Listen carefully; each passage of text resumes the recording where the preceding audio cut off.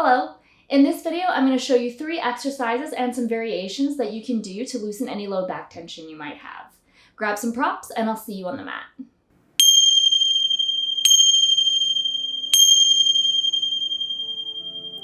Forward fold.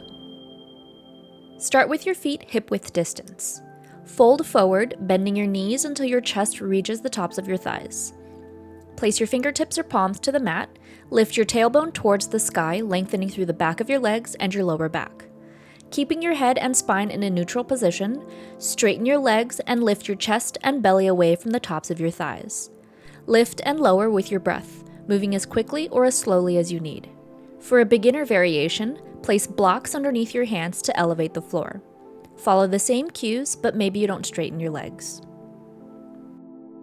Downward facing dog to floating table. Start in a tabletop position with your hands underneath your shoulders, hips over your knees, and your toes tucked. Hover your knees off the ground about 1 to 2 inches, pressing down to the big toes. Lift your hips towards the sky and straighten your legs, coming into a downward facing dog. Press through your big toes and reach your heels towards the earth. Rebend your knees and pull forward to your floating table.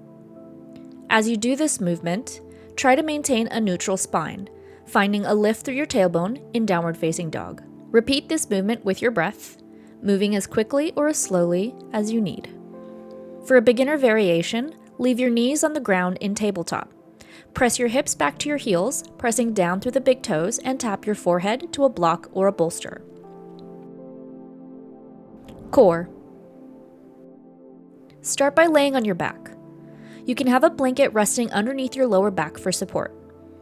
Bring your knees into your chest and reach your arms forward towards your feet, gently lifting your head and shoulders off the ground. With your breath, extend your legs out, keeping your lower back flat, pressing into the floor or blanket.